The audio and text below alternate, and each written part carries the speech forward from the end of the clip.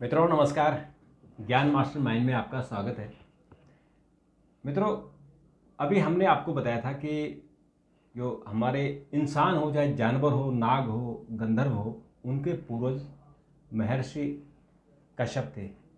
और आज हम आपको बताने जा रहे हैं महर्षि विश्वामित्र जी के बारे में। महर्षि विश्वामित्र के बारे में आपने जरूर रामायण में देखा होगा कि भगवान राम और लक्ष्मण को उन्होंने ही शिक्षा दीक्षा दी थी। तो उनका क्या महत्व है और इस ब्रह्मांड में, इस सृष्टि में उनका क्या योगदान है, इस बारे में हम बात करेंगे हमारे विशेषज्ञ और शोधार्थी डॉक्टर प्रतीक मिश्र जी से। डॉक्टर साहब, आपका बहुत बहुत स्वागत है।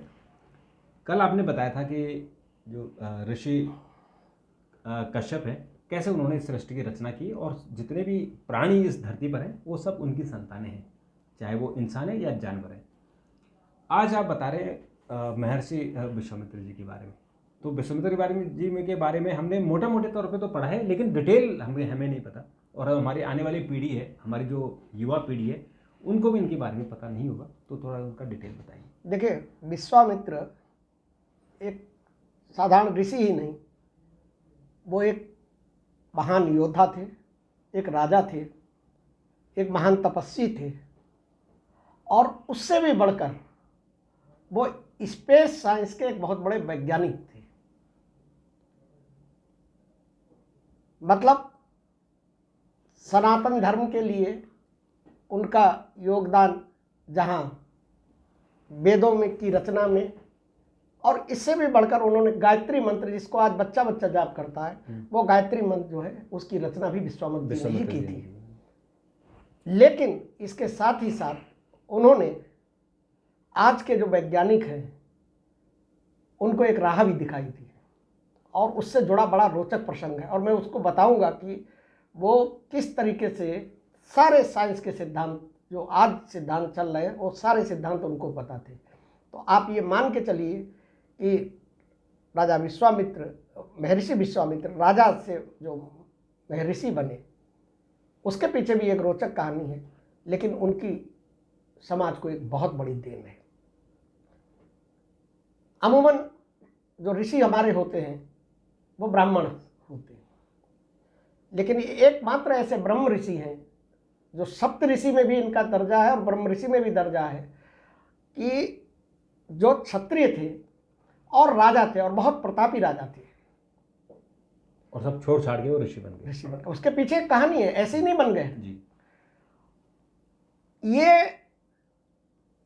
इतने प्रतापी राजा थे और इतने प्रतापी ऋषि हुए हैं कि भगवान राम और कृष्ण और भरत और लक्ष्मण, चारों लोगों को शिक्षा इन्होंने ही दी थी, शास्त्र की, शस्त्र की। हालांकि महर्षि वशिष्ठ जो है वो सूर्यवंश के, उनके अपने पुरोहित थे, उनके ऋषि थे, लेकिन शस्त्र की शिक्षा इनसे दिलवाई।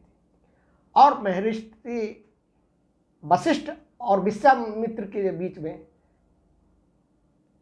एक बड़ा गहन संबंध भी है, और उस संबंध का सीधा सीधा जुड़ाव जो है वो राजा विश्वामित्र के महर्षि विश्वामित्र बनने में जुड़ा लग से है, संबंधित है। एकमात्र ऐसे ऋषि जिन्होंने ब्रह्मांड की, बल्कि प्रकृति की जो सिद्धांत थे उसको चुनौती दे दी थी, और चुनौती ही नहीं दी, उसको पूरा भी किया, जिसकी लोग कल्पना भी नहीं कर सकते थे। एक ऐसे महर्षि जिनसे बड़े बड़े देवता जो है सामने आकर नतमस्तक होते थे, दंडवत होते थे, और महादेव जी को जब किसी गूढ़ विषय पर कोई विशेष चर्चा करनी होती थी तो सबसे पहले महर्षि विश्वामित्र को बुलाया करते थे। अब देखिए, विश्वामित्र की आध्यात्मिक जर्नी के बारे में आपको बता दें, उससे जो जुड़ा हुआ है कि राजा, एक प्रतापी राजा कैसे एक महर्षि बन गया, उसकी कहानी बड़ी रोचक है। रोचक यह है कि विश्वामित्र, जब राजा विश्वामित्र एक बार अपनी प्रतापी सेना को लेकर जंगल से निकल रहे थे, जंगल में महर्षि वशिष्ठ का आश्रम था। सेना को विश्राम देने के लिए उन्होंने वहाँ पे पड़ाव डाला। पड़ाव डालकर महर्षि वशिष्ठ के पास पहुँचे। उन्होंने राजा का आदर सत्कार किया। राजा ने उनको प्रणाम किया, दंडवत किया, और बोले कि ऐसे ऐसे हम युद्ध से लौट कर आ रहे हैं, आप क्या यहाँ विश्राम करना चाहते हैं कुछ समय तक, क्या हमारी सेना का खाने पीने का इंतजाम हो जाएगा। बेसिकली ये राजा विश्वामित्र ने एक अहंकार के तहत बात कही थी, क्योंकि उनको लग रहा था कि एक ऋषि एक कुटिया में बैठा हुआ कैसे तपोनिष्ठ एक ब्राह्मण हाँ, इतनी बड़ी हमारी लाखों की सेना को कैसे कैसे अपने भोजन राशन पानी देगा। दे सकते वशिष्ठ ने कहा कि आपका स्वागत है राजन, आप विश्राम कीजिए, सबके भोजन का प्रबंध हो जाएगा। विश्वामित्र चौंक गए कि ऐसा कैसे हो जाएगा। उन्होंने अपने मन में ये उत्कृष्टता जागृत की कि इस तरीके की घटना कैसे होगी, कैसे हम हमारी सेना को खाना खिलाएंगे। थोड़ी देर बाद पूरी सेना के लिए तमाम तरीके के व्यंजन, स्वादिष्ट लजीज व्यंजन, जो मतलब राजा विश्वामित्र भी अपने सैनिकों को नहीं खिलाते होंगे, उससे भी बढ़िया व्यंजन जो है उनको मिल गए, सुगंधित व्यंजन मिल गए। अब वो व्यंजन देख के इनका माथा ठनक गया कि ये कैसे हो गया। तो इन्होंने महर्षि वशिष्ठ से पूछा कि महाराज ये कैसे हुआ ऋषिवर। तो उन्होंने कहा कि हमारी ये जो कामधेनु गाय है, वशिष्ठ जी के पास कामधेनु गाय थी, इस गौ माता की कृपा है, इसने जो है आप सबको तृप्त कर दिया, जो आप मांगोगे मन चाहा मिल जाएगा, मन चाहा मिल जाएगा। राजा विश्वामित्र को लगा कि ये तो बड़े काम की चीज़ है। तो उन्होंने महर्षि वशिष्ठ से प्रार्थना की पहले कि आप तपस्वी आदमी हैं, कुटिया बना के रहते हैं, आपको क्या ज़रूरत है, हमारे पास पूरा राजकाज है, पूरी प्रजा है, और हमको आए दिन इन सब संकटों का सामना करना पड़ता है, बजट में कहीं घाटा हो जाता है, कहीं कुछ हो जाता है, तो आप ये हमको दे दीजिए। महर्षि वशिष्ठ उसकी पूजा करते थे, माता की तरह मानते थे। उन्होंने कहा कि हमारी माँ के समान है, मैं इसको आपको नहीं दे सकता। राजा विश्वामित्र को अहंकारी भी थे, क्रोध भी आ गया। उन्होंने कहा कि मैं इसको लेकर जाऊंगा। वशिष्ठ ने कहा कि आप इसको नहीं ले जा सकते हैं, आप ट्राई करके देख लीजिए, ट्राई करके देख लीजिए। तो इन्होंने अपने बल का प्रयोग किया, राजा विश्वामित्र ने। महर्षि वशिष्ठ अपने हाथ से केवल इनके सारे दिव्यास्त्रों को रोक देते थे, और जो प्रत्युत्तर में उन्होंने हथियार चलाए उससे पूरी सेना जो है दोस्त हो गई, जमीन पे लेट गई। ये देखकर विश्वामित्र चौंक गए। विश्वामित्र को लगा कि यार हम राजा हैं, ये दिव्य अस्त्र हैं, ये सारी चीजें हैं, इतनी हमारी सैन्य शक्ति है, एक सामान्य ऋषि के सामने ये सब बेकार है। उनको उस समय समझ में आया कि जो तपस्या की तप की जो शक्ति है वो किसी भी शक्ति से सर्वोच्च है, और उन्होंने उसके बाद जो है राजपद छोड़ दिया और तपस्या में लीन हो गए। घोर तपस्या की उन्होंने, और घोर तपस्या करने के बाद उन्होंने महर्षि का दर्जा पाया। ये सामान्य चीज नहीं थी सप्तऋषि में। अब जिस समय उनकी तपस्या हो रही थी, तो आप ये समझिए कि कितनी घोर तपस्या थी कि पूरा इंद्र का सिंहासन डोलने लगा, ब्रह्मांड में जो है तरह तरह के कंपन होने लगे, और इंद्र बड़ा साजिश करता था। हाँ, हमेशा भय रहता था कि मेरा सिंहासन न छीन। हाँ, वो अपने सिंहासन के प्रति और अपने उसके प्रति उसको ये लगता था, और इसी किसी दुनिया से कोई मतलब नहीं था। और इस बात के लिए इंद्र को कई बार महादेव जी ने डांटा भी था। हालांकि इंद्र एक पदवी है, आपको बता इंद्र एक पदवी है, समय समय पे बदलती रहती है, हर कल्प में, हर उसमें। तो इन्होंने क्या किया कि जब घोर तपस्या हुई तो उन्होंने मेनका ऋषि को मेनका अप्सरा को भेज दिया, अप्सरा मेनका को भेज दिया। और ये बड़ी बड़ी चर्चित कहानी है। हाँ, बड़ी चर्चित कहानी। मेनका ने कैसे विश्वामित्र जी की तपस्या भंग की, और उसने अपना जो माया जाल फैलाया, उसने रूप दिखाया, उससे विश्वामित्र जी की तपस्या भंग हुई। अब मेनका उनके साथ काफी दिनों तक रही, लेकिन जल्दी ही, चूंकि वो इतना तब तक तपस्या से, तब्बल से आत्मज्ञान प्राप्त कर चुके थे कि उनको जल्दी ही समझ में आ गया कि सब गड़बड़ है। और उसके बाद फिर उन्होंने घोर तपस्या शुरू की। उनकी पुत्री भी हुई। हाँ, पुत्री हुई, वो तो साथ में ही रही थी। तो उसके बाद जो है फिर उन्होंने जब तपस्या फिर से शुरू की, और तपस्या शुरू होने के बाद उन्होंने अपनी उस तपस्या को पूर्ण किया।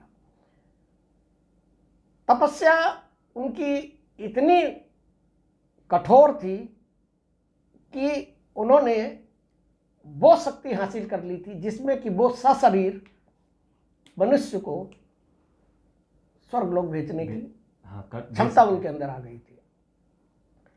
तपस्या के बाद उन्होंने गायत्री मंत्र का रचना की, जो आज बच्चे बच्चे की जुबान पे है, हर आदमी गायत्री मंत्र का पाठ करता है। और ये भी बता दीजिए डॉक्टर साहब, ये गायत्री मंत्र को ऋग्वेद में शामिल किया गया। हाँ, ऋग्वेद का एक हिस्सा है। हाँ।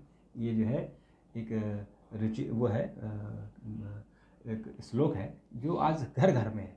हाँ, है क्या कि ऋग्वेद की जो रचना की है विश्वामित्र का, उसमें बहुत बड़ा योगदान है। उन्होंने ही उसमें बहुत सारे मंत्र लिखे हैं। चूँकि मैं गायत्री मंत्र का उल्लेख इसलिए कर रहा हूँ कि गायत्री मंत्र आज हर घर में, हर व्यक्ति की जुबान पे, हिंदू के यहाँ रहता है। ये बहुत बड़ी बात है। अब देखिए दूसरी इनकी घटना क्या हुई कि उसके बाद जब इन्होंने ऋषित्व धारण कर लिया और ऋषि बन गए घोर तपस्या, तो वशिष्ठ जो थे उनको पता थी। तो जब राजा दशरथ ने महाराज वशिष्ठ से पूछा, महर्षि वशिष्ठ से पूछा कि अब इन राजकुमारों को कहाँ शिक्षा दी जाए, तो उन्होंने कहा कि आप इनको विश्वामित्र के पास भेजिए। और विश्वामित्र जी ने उनको शस्त्र कलाओं में पारंगत किया। शस्त्र तमाम जो ब्रह्मास्त्र, दिव्यास्त्र, सारी जो बड़े बड़े अस्त्र थे, शस्त्र, उनकी शिक्षा दी। उसी जब जो विश्वामित्र जिस जगह पे तपस्या करते थे और जिस जगह पे ट्रेनिंग स्थल था इन लोगों का, इन राजकुमारों का ट्रेनिंग का वो था, तो राक्षसी प्रवृत्तियां हमेशा ही रही हैं सक्रिय। तो राक्षसी प्रवृत्तियां जो है वो वहाँ पे उत्पात मचाती थी। और उस समय जो थे वो ताड़का, मारीची और सुभाव जैसे राक्षस थे, जिनका बड़ा उल्लेख है, रामायण में भी उल्लेख है। तो विश्वामित्र जी ने राम से कहा कि हमने जो तुम्हें प्रशिक्षण दिया है उसके टेस्टिंग का टाइम आ गया, अब तुम इन राक्षसों को जरा मार के दिखाओ, देखें हम तुमने क्या क्या सीखा है। और राम ने और लक्ष्मण ने इन राक्षसों का वध कर दिया। उसके बाद राजा जनक का स्वयंवर हुआ। उस स्वयंवर में भी विश्वामित्र ही ये राजकुमारों को लेकर गए थे। और राजकुमारों को लेकर जाने के बाद वहाँ पर जो आपको पता ही है कि वहाँ पे धनुष यज्ञ हुआ, शिव धनुष टूटा। और शिव धनुष टूटने के बाद जो है वहाँ पे राम के साथ सीता जी का, जानकी का विवाह हुआ। अब जो देखिए, जो इनकी जो सबसे बड़ी जो योगदान, जो साइंस को लेकर योगदान है, वो उसकी कहानी देखिए। राजा सत्यव्रत एक हुआ करते थे और वो विश्वामित्र जी के बहुत बड़े भक्त थे। उन्होंने विश्वामित्र जी से कहा कि मैं सशरीर स्वर्ग जाने की इच्छा रखता हूँ।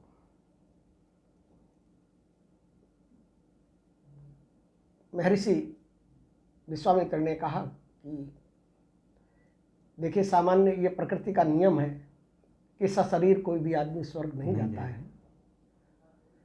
तो ऐसी जिद मत कीजिए। लेकिन चूंकि बहुत ज़्यादा प्रिय शिष्य थे तो उन्होंने कहा कि ठीक है।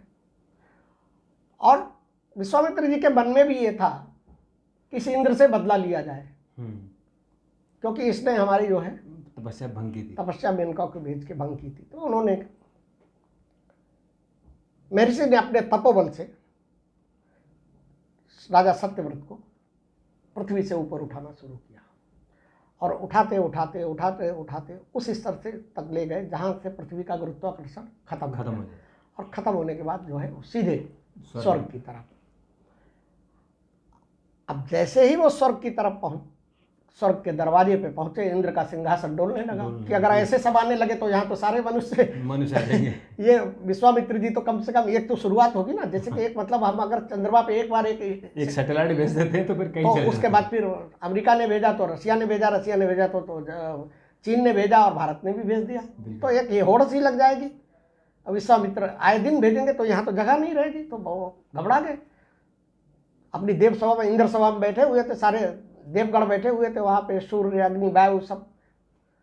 उन्होंने कहा कि भाई एक काम करो, इनको फेंको नीचे, अंदर गेट पे नहीं आने देना। तो सबके सब बाहर आए और बाहर आके उनको धक्का दे दिया। अब धक्का दे दिया, वो धक्का इतनी तेजी से दिया गया था कि वो नीचे की तरफ आने लगे। विश्वामित्र जी देख रहे थे सारी चीजें। उनको लगा कि अगर ये फिर से गुरुत्वाकर्षण शक्ति में आ गए तो ये पृथ्वी पर आ जाएंगे। तो उन्होंने क्या किया कि उन्होंने गुरुत्वाकर्षण शक्ति से पहले ही, पृथ्वी की ग्रेविटेशनल फोर्स जहां तक है उससे पहले ही उनको फिर से रोक दिया। अब बड़ा विवाद हुआ बीच का रास्ता क्या निकाला जाए, भाई- क्योंकि ये तुले हुए थे कि नहीं हम तो वहाँ भेजेंगे, और वो कह रहे थे हम आने नहीं देंगे। और राजा सत्यव्रत की स्थिति खराब, वो त्रिशंकु की तरह लटक वो गए, इसे लटक कहते गए। हैं। उनका नाम- इसीलिए वो उनका- त्रिशंकु, उसका इसी वजह से उनका नाम त्रिशंकु पड़ा। त्रिशंकु पड़ा इसलिए। अब क्या हुआ कि वो बीच का रास्ता जब निकला तो तीनों देव हमारे ब्रह्मा विष्णु महेश भी थोड़ा सा विचलित हुए कि वे इंसान को कहाँ भेजें। ये सृष्टि का उल्लंघन होगा। लेकिन महर्षि विश्वामित्र के सामने इस तरीके की बात करने के लिए बड़ी हिम्मत चाहिए थी, और उनके तब्बल को सब लोग जानते थे। तो होता क्या कि जब बराबर की टक्कर होती है तो बीच का रास्ता निकाला बीच का जाता रास्ता है। निकला। तो बीच का रास्ता निकाला गया। तो उन्होंने कहा कि देखिए मैं पृथ्वी पे तो इनको लूंगा नहीं, और इंद्र ने कहा कि हम अंदर नहीं जाने देंगे। तो उन्होंने कहा कि हम बीच में नया स्वर्ग बना देंगे, और उन्होंने एक नया स्वर्ग की रचना कर दी कि स्वर्ग से कम नहीं था। और वो स्वर्ग जानते हो, वही एक अवधारणा है जो आज अंतरिक्ष में इंटरनेशनल स्पेस स्टेशन बन रहे हैं ना, हाँ, जहाँ लोग रहते हैं। वो विश्वामित्र ने आप ये नहीं कह सकते ये सब कपोल कल्पित है। आज अंतरिक्ष में स्पेस स्टेशन है, बिल्कुल है, अंतर्राष्ट्रीय स्पेस के उतने सारे सैटेलाइट वहाँ घूम रहे। नहीं, उसमें लोग रह रहे हैं ना, सुनीता विलियम्स वगैरह अभी भी वहाँ तमाम 2 साल रहे। ठीक है। तो उन्होंने एक नया स्वर्ग बनाया, और उसको उन्होंने कहा कि यह है त्रिशंकु स्वर्ग। चूंकि वो न इधर के थे ना उधर के थे, ये कहावत भी हो गई, त्रिशंकु बन के लटक गए। तो त्रिशंकु जी जो है राजा सत्यव्रत को, और फिर बाद में नाम पड़ गया त्रिशंकु, और वो जो है उसमें आराम से अपना वहीं बैठे हुए वहीं करने लगे। अब देखिए, ये बहुत बड़ी देन थी दुनिया, बिल्कुल, इस सृष्टि को। हाँ, ये पहली बार उन्होंने बताया, क्योंकि मनुष्य की एक सबसे बड़ी जो रुचि होती है वो हर नया जानने की कोशिश करने की होती है, वो खोज में लगा रहता है। और क्यों हम ये कहते हैं, क्योंकि हमारे ये सारे वेद जो हैं, इन सारी चीज़ों के बारे में हमारे वेदों में सब कुछ लिखा हुआ है। और वेद हमारे, चूँकि हमारे देश पे हजारों वर्ष तक मुस्लिमों का शासन रहा, अंग्रेज़ों का शासन रहा, पुर्तगालियों का शासन रहा, तो क्या हुआ कि ये सब के सब जो है यहाँ से लुटेरे ही बनकर आते थे और चीज़ें लूट के ले जाते थे। तो उसमें हमारे वेद भी चले गए, और उन लोगों ने उन सब की स्टडी की। त्रिशंकु जो स्वर्ग है, जिसकी स्थापना विश्वामित्र ने की, आज आप देखिए, चाहे एलन मस्क हो या दुनिया के और बड़े बड़े उद्योगपति हो, वो मंगल ग्रह पे कॉलोनी बनाने की बात कर रहे हैं। बिल्कुल कर रहे हैं। आज स्पेस ट्रेवल की बात कर रहे हैं। तो हमारे यहाँ सबसे पहले स्पेस ट्रेवल किसने कराई थी? विश्वामित्र जी ने सबसे पहले जो है राजा सत्यव्रत को स्पेस ट्रेवल कराई। जाइए, लाखों वर्ष पहले विश्वामित्र हुए थे, और आज भी विज्ञान इस चीज़ को तरस रहा है कि कैसे वहाँ स्पेस कॉलोनी बने। लेकिन उस समय उन्होंने स्पेस कॉलोनी बना दी, स्पेस स्टेशन बना दिया। ये साबित करता है कि विश्वामित्र के पास स्पेस साइंस की अत्यधिक उन्नत टेक्निक थी, और वो उसके जानकार थे। ऐसे नहीं हो गया, ये सारी चीज़ें हो गई कि आपने तब्बल से उठाया। तब्बल के मतलब इसका साइंटिफिक रीजन था। हाँ, तब्बल मतलब उन्होंने वो विद्या हासिल कर ली थी, विद्या हासिल जो आज स्पेस इंजीनियर कर रहे हैं। हाँ, देखिए, विद्या हासिल करके वो आज सैटेलाइट ऊपर छोड़ रहे हैं। हाँ, ये सारी घटनाएं, ये त्रिशंकु वाली जो घटना, ये साबित करती है कि उनका स्पेस और रॉकेट साइंस पे पूरा नियंत्रण था। वो सारी चीज़ें जानते थे कि ये कितना पृथ्वी का गुरुत्वाकर्षण है, कैसे एंटी ग्रेविटेशनल फोर्स काम करेगा, और उसको कैसे रोकना है। ये वैज्ञानिक अभी भी इन चीज़ों पे बहुत से रहस्य रिसर्च कर रहे हैं। मतलब ऐसा नहीं कि वैज्ञानिक इन सब चीज़ों को समझ गए।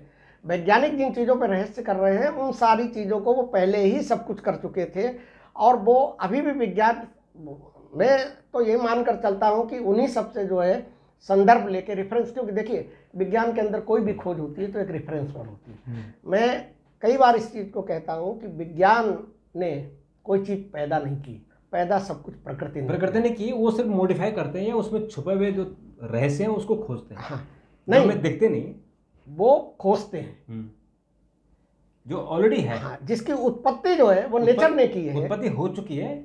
जैसे कि कोयला है या हीरा है, वो तो प्रकृति ने पैदा की है। अब हम उसमें ढूंढते हैं कि धरती के अंदर कहाँ पर है, फिर उसे हम मॉडिफाई करते हैं। तो ऐसे ही जितने हमारे, चाहे वो स्पेक्ट्रम हो, आज आप मोबाइल से बात कर रहे हैं तो स्पेक्ट्रम आपने थोड़ी बनाया, तो भगवान ने बनाया। आपने उसका रास्ता ढूंढ लिया कि इस पर जो हमारी रेडियो तरंगे हैं वो इसमें जा सकती हैं, तो आपने मोबाइल की खोज कर दी। लेकिन वो मोबाइल की खोज भी भगवान ने आपको दे रखी थी, आपने सिर्फ उसका माध्यम नहीं, देखिए अब मैं बताऊं आपको कि विज्ञान कितना भी अभी तरक्की कर ले, हमारे साइंस, हमारे वैदिक साइंस से बहुत पीछे है। जैसे कि विज्ञान अंतरिक्ष में जाने के लिए स्पेस सैटेलाइट, इन सारी चीज़ों का उपयोग करता है, वहाँ से लौटने के लिए शटल का उपयोग करता है। उसकी एक लिमिटेड गति है, अभी भी टाइम लगता है। चंद्रमा पे अगर आप गए और चंद्रमा से पृथ्वी पर आएंगे तो आपको एक टाइम लगेगा। यहाँ से चंद्रमा पे अगर आप आदमी भेजेंगे तो टाइम लगेगा, अंतरिक्ष केंद्र में भेजेंगे तो टाइम लगेगा। लेकिन हमारे यहाँ हमारे पितर आते हैं, हमारे देव आते हैं, अभी महाकुंभ चल रहा है, तमाम देव आए, चलेंगे और चले गए। अब आप कहिए उनका तो कोई हवाई जहाज आपको दिखाई नहीं पड़ा, उनका कोई सैटेलाइट दिखाई नहीं पड़ा। तो मैंने आपको याद हो, मैंने बताया था कि पितर कैसे आते हैं, देव कैसे आते हैं, सूर्य की जो किरण होती है, आगा किरण होती है, उस पर बैठकर आते हैं, आ जाते हैं। और कितनी देर वो उसका सूर्य की जो किरण हमारी, आप बताइए, प्रकाश की गति से, प्रकाश की गति से वो आते हैं और प्रकाश की गति से चले जाते हैं। देखिए, अब अगर आधुनिक विज्ञान के नजरिए से इस चीज को देखा जाए, जो ये त्रिशंकु वाली घटना है, तो ये गुरुत्वाकर्षण, अंतरिक्ष की यात्रा और वैज्ञानिक नवाचार से जुड़ी हुई है। सवाल ये उठता है, क्या शरीर सहित अंतरिक्ष में रहना संभव है? लोग ये सवाल उठाते थे। देखिए, इससे पहले तक, जब तक कि चंद्रमा पे मनुष्य नहीं पहुंचा था, यही अंग्रेज इस बात को सवाल उठाते थे कि क्या कपोल कल्पित बातें हैं, कैसे आदमी को भेज दिया वहाँ, कैसे भेज दिया। जब हमारे जो हनुमान चालीसा में तुलसीदास जी ने चांद और धरती के बीच की एग्जैक्ट लोकेशन लिख दी, युग सहस्त्र योजन पर भानु, लीलो ताय मधुर फल जानू। ठीक है, और उसमें अंग्रेजों ने सवाल उठाया, लेकिन जब उसको नासा ने एग्जैक्ट उसने ही दूरी बता दी, तब वो हक्के बक्के रह गए कि तुलसीदास जी के पास कहाँ से ये गणना है। वही तो कह रहा हूँ कि देखिए, राम को कपोल कल्पित, राम को हमारे देश में भी बहुत से लोग कहते हैं कि राम कपोल कल्पित थे। जो लेफ्टिस्ट ने कहते हैं राम की 36 पीढ़ियों का पहले का वर्णन, राम से पहले और राम के बाद की 90 पीढ़ियां जो है, उनका डॉक्यूमेंटेड पूरा है, डॉक्यूमेंटेड है, इतिहास में लिखा हुआ है। दूसरी बात, राम का जिस नक्षत्र में और जिस लग्न में जन्म हुआ था, उसका उल्लेख है उन सब चीजों में। अभी नासा ने पिछले दिनों उस नक्षत्र और उस ग्रहों की स्थिति को अपनी उस मशीन, टाइम मशीन में जो उन्होंने मशीन बना रखी, उसमें डाला, उतना ही आया। डालने पे ये साबित हो गया कि हाँ, ये उस समय की घटना, इतने हजार वर्ष की घटना है। और हमारे यहाँ लिखा हो कि राम कितने हजार वर्ष पैदा हुए थे, ठीक है। और वहां पे उसने, मशीन ने कह दिया कि हाँ, ये ग्रहों का, नक्षत्रों का योग जो है, इस समय, इस स्थिति में, इस घड़ी में, इस टाइम में, जो हमारे यहाँ टाइम लिखा हुआ, उस टाइम में जब उन्होंने डाला तो उसने साइंटिफिकली प्रूव कर दिया कि हाँ, इस समय ये ग्रह नक्षत्र थे। क्योंकि एस्ट्रोनॉमी है आज एस्ट्रोनॉमी तो है, साइंस तो मानती है, एस्ट्रोनॉमी साइंस है, खगोल शास्त्र है, तो साइंस है। तो उन्होंने उसका पूरा किया। तो अब राम को कपोल कल्पित रहने वालों के लिए मुंह पे तमाचा है। तो ऐसे ही क्या था कि आज जब तक आदमी चंद्रमा पे नहीं पहुंचा था, अमेरिका ने भेजा या रूस ने भेजा, तब तक क्या हुआ कि मजाक उड़ाई जाती थी हिंदू धर्म की, इन कथाओं की, इन वेदों की। क्या नौटंकी मचा रखी है, क्या ड्रामा मचा रखा है, अंधविश्वास फैला रखा है। लेकिन आज आपने भेज दिया ना, आपने भी तो भेजा, आदमी भेजा, अब आदमी तो सवाल नहीं उठ रहे ना। हाँ। उन्होंने अपनी मंत्र शक्ति के बल पर भेजा, आपने यंत्र शक्ति के बल पर, मतलब यंत्र बना के बात भेजा। बात एक ही है, और मंत्र से यंत्र के तरीके अलग अलग हैं, पर बात तो एक ही है। ठीक, क्योंकि जो यंत्र बने हैं, वो भी, मैं भी मानता हूँ उनको कि वो भी भगवान के भेजे हुए दूत हैं, जिन्होंने वो यंत्र मशीनें बनाई। जो साइंटिस्ट हैं आज, वो भी देवदूत हैं, वो भी कोई। आप देखिए, आज दुनिया भर में स्पेस कॉलोनाइजेशन की बात हो रही है कि स्पेस पे कॉलोनी बनाई जाएगी। बिल्कुल, ठीक है, कोई मंगल पे कह रहा है, कोई चंद्रमा पे कह रहा है, कोई और कह रहा है कि अंतरिक्ष स्टेशन के पास बनाएंगे। स्पेस टूरिज्म की बात हो रही है, स्पेस ट्रेवल की बात हो रही है। एलन मस्क का स्पेस एक्स इस पे बहुत काम कर रहा है, ठीक है ना। मनुष्य को इस लायक बनाने की कोशिश की जा रही है कि वो लंबे समय तक वहां रहने की स्थिति में हो। जो त्रिशंकु स्वर्ग है, वो आज की स्पेस जो कॉलोनाइजेशन है, जो कंसेप्ट है, उसी अवधारणा में फिट बैठता है। अब देखिए, अगर आप उस घटना का आधुनिक विज्ञान से तुलना करें कि महर्षि विश्वामित्र ने राजा सत्यव्रत को ऊपर की तरफ भेजा, ग्रेविटेशनल फोर्स से ऊपर की तरफ। इंद्र ने नीचे गिराया। तो ये क्या है? ये कोई एंटी ग्रेविटी टेक्निक है। हालांकि अभी विज्ञान इसे नहीं खोज पाया। हाँ, विज्ञान नीचे इसको को भेजने को। हाँ, क्योंकि अभी भी जो हमारे सैटेलाइट्स है, जैसे सुनीता विलियम है, या इससे पहले जो हमारी हिंदुस्तान की जो साइंटिस्ट थी जो धरती पर नहीं आ पाई, तो उससे पहले एक्सीडेंट हो गया था, क्योंकि वो धरती में जो ग्रेविटेशनल फोर्स के अंदर कैसे घुसे उसको अभी वो आइडेंटिफाई नहीं कर पाए, बड़ी मुश्किल है। तो मैं बता रहा हूँ कि अभी भी विज्ञान इस पर काम कर रहा है, ठीक है ना। अभी भी आर्टिफिशियल कॉलोनी वहाँ पर जो बनाने की कोशिश की जा रही, वो उस पर रिसर्च है, प्रारंभिक चरण में है अभी, मतलब कोई उसमें बहुत ज़्यादा नहीं हुआ है।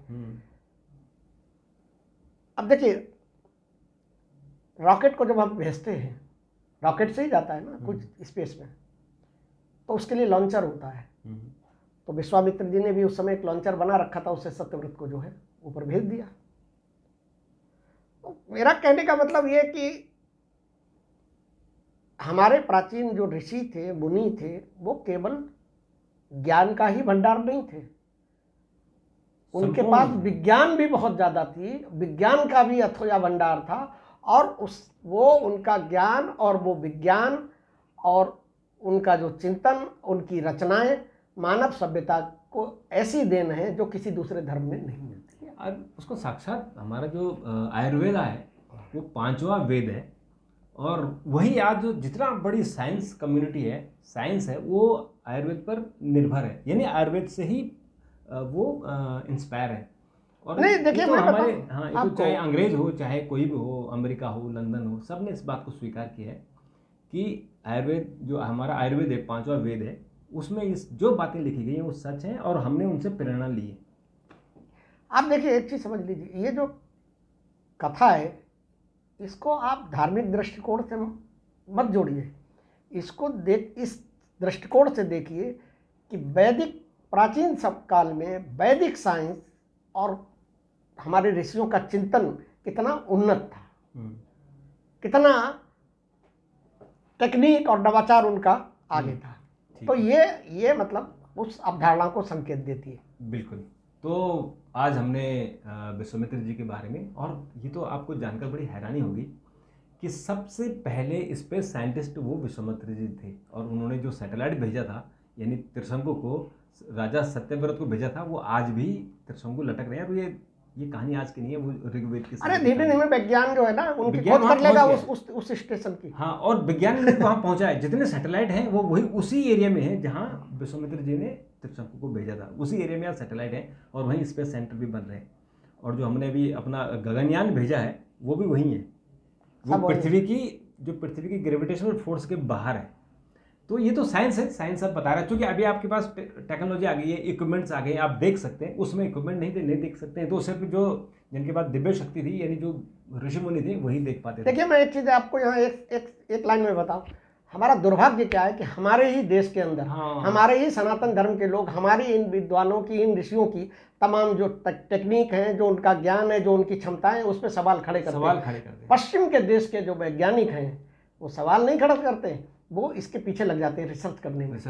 वो कहते हैं कि इस रहस्य के पीछे है क्या, और उससे वो कुछ खोजने की क्षमता करते हैं। इसलिए पश्चिम की जो साइंस है, जो टेक्निक है, वो हमसे कहीं ज़्यादा उन्नत है, जबकि देन हमारी है। हमारी देन का वो फायदा उठा रहे हैं। और हमारे यहाँ जो है इसको अभी कुछ लोग कह देंगे पोंगापंथी है, क्या अंधविश्वास फैला रहे हैं, क्या कर रहे हैं, बजाय उसके गूढ़ रहस्यों को जानने की, उसकी तह तक जाने की, और उसके एनालिसिस करने की, और उसके साइंटिफिक आप एनालिसिस कीजिए, आपको समझ में आएगा। बिल्कुल। और डॉक्टर साहब अभी देखिए, जो हमारा महाकुंभ चल रहा है, उस पर कितने लोग, हमारे हिंदुस्तान के लोग सवाल उठा रहे हैं, गंदगी है, ये है, क्यों भीड़ है। लेकिन विदेशों, कितनी विदेशी लोग वहाँ बैठ के तपस्या नहीं, हमारे तमाम धर्मशास्त्र हैं, धार्मिक स्थल है, उनमें एक से एक अद्भुत रहस्यमय घटनाएं होती हैं, और लोग इस पर कहते हैं ये पागलपंथ है, ये पोगापंथ है। बेसिकली तो मित्रों, आपको ये प्रोग्राम कैसा लगा, इसकी चर्चा जरूर कीजिएगा। अपने जो हमारे नए युवा वर्ग हैं उनको जरूर बताइएगा, क्योंकि आप उनको बताएंगे, अगर आप उनको बताएंगे तो वो जो हमारी विरासत है उसके बारे में जानेंगे। जो हमारा, चूँकि अगर हम, जैसे हमारा स्पेस सेंटर है, उसके नाम हमें विश्वामित्र रखना चाहिए। जो अभी हमने चांद पर जो हमारे सैटेलाइट चंद्रयान-3 हमने भेजा था, वहाँ भी हमने हमने किसी नहीं, अभी स्पेस स्टेशन हमारा नहीं है, नहीं, स्पेस इसमें नहीं, स्टेशन जो अमेरिका जो चांद पर हमने अभी भेजा, हाँ तो वहाँ भी हमने भेजा, और वहाँ भी हमने वो भी किसी ऋषि के ही नाम पे रखा है। हाँ, भारत जो है प्रयास कर रहा है कि अपना अंतरिक्ष स्टेशन बनाए। वो उसकी चाइना तैयारी भी चल लगा रही है। हुआ है हाँ, और सभी लगे हैं। हाँ, सब लगे हुए जैसे हैं। कि नासा ने तो बना ही दिया है, रूस नासा ने बना ही दिया है। नासा और रशिया का एक है, रशिया का है अमेरिका का वहाँ। एक है। बिल्कुल। तो मित्रों, ये तो बहुत ही इंटरेस्टिंग जानकारी है, उसको अपने युवा पीढ़ी को जरूर दीजिएगा। डॉक्टर साहब, एक जो टिप्स आप देते हैं, हाँ। एक टिप्स जरूर दीजिए, क्योंकि हमारे जो सुधी पाठक हैं वो इस पर डिमांड भी करते हैं कि आप जरूर बताया कीजिए। देखो, बहुत सामान्य सी चीज़ें हैं, हम लोग जो चर्चा करते हैं वो सामान्य और रोज़मर्रा से जुड़ी हुई चीज़ें हैं और उनको जानने की ज़रूरत होती है। तो हमारे शास्त्रों में और ग्रंथों में लिखा हुआ है कि आजकल क्या है, भोजन करने का तरीका बदल गया है। कांच के बर्तन में और प्लास्टिक के बर्तन में भोजन की शुरुआत हो गई। साइंटिफिकली देखा जाए तो भी इसके दुष्प्रभाव है। ठीक है, प्लास्टिक को आज एल्युमिनियम सबसे खतरनाक है, लेकिन आज हर घर में एल्युमिनियम में खाना मैं वही कह रहा हूँ कि अब ये सारी चीज़ें जो हैं, आज साइंस ने भी ये सही, साइंस भी कह रही है, डॉक्टर्स भी कह रहे हैं, वैज्ञानिक भी कह रहे हैं कि भैया आप प्लास्टिक में खाना मत खाइए, कैंसर को पैदा करता हाँ, है। लोहे में मत खाइए, लोहा जो है कैंसर को पैदा करता है और आपकी त्वचा के तमाम रोग हो जाते हैं। तो जो चीज़ें लेकिन हमारे धर्म ग्रंथों में फिर मैं वही कहूँगा कि पहले से ये सारी चीज़ें लिखी हुई कि भोजन के लिए, और उसको धर्म से इसलिए जोड़ दिया गया कि जिससे आप कट्टरता के साथ पालन करें। हाँ, धर्म से इसलिए जोड़ा है। मेन चीज़ ये है कि उसको अंधविश्वास मत समझिए, धर्म के साथ इसलिए जोड़ दिया कि आप उसका अच्छा सा पालन करें और धर्म की थोड़ा सा डर की वजह से रहें। तो देखिए, भोजन करने के लिए नंबर 1, किस तरीके के भोजनों आप रोजमर्रा में आप किस तरीके के बर्तनों में भोजन नहीं करें। तो नंबर 1, आप लोहे के बर्तन का प्रयोग नहीं करें। लोहे के बर्तन में खाना बना सकते हैं, लेकिन उसको पलट देना चाहिए। नहीं, बना सकते हैं वो अलग चीज़ है, लेकिन आप उसमें भोजन नहीं करेंगे। ठीक है। और ये जो है, ये सनातन धर्म में इसको बड़ा वैसा माना जाता है, लोहे के बर्तन में खाना नहीं खाना बिल्कुल नहीं। इससे गरीबी आती है। ठीक। दूसरा, कांच के बर्तन में खाना नहीं खाना चाहिए। लेकिन आज सब कांच के बर्तन में खा रहे हैं। अब आप खा रहे हैं तो खा रहे हैं, क्योंकि ये भी अशुभ माना गया है। माना जाता है कि लक्ष्मी देवी अगर आपके कांच के बर्तन में खाना खाते हैं तो वो रुष्ट हो जाती है। प्लास्टिक का मैंने बताया, प्लास्टिक की किसी प्लेट वगैरह में भोजन नहीं करना चाहिए, इससे भी बचना चाहिए, क्योंकि इसका साइंटिफिक रीजन भी है। चीनी मिट्टी बताइए, नहीं खाना चाहिए लोग करते हैं, लेकिन आज तो सिर्फ चीनी मिट्टी के ही, या तो कांच का है या चीनी मिट्टी के, है ना।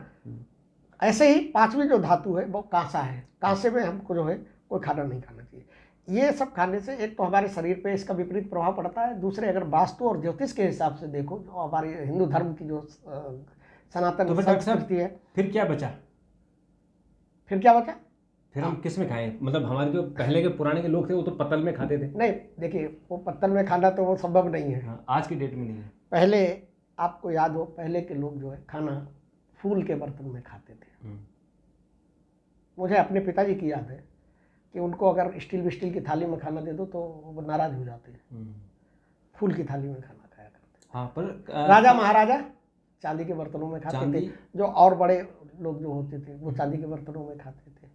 पर वो आज संभव नहीं है। आज संभव नहीं है। और कांसे के बर्तन में भी खाते थे, कांसे की थाली में। हाँ, कांसे की थाली में नहीं, कांसे की थाली में पहले नहीं खाते थे। कांसे की थाली में पहले नहीं खाते थे, पहले फूल की ही थाली में खाते थे।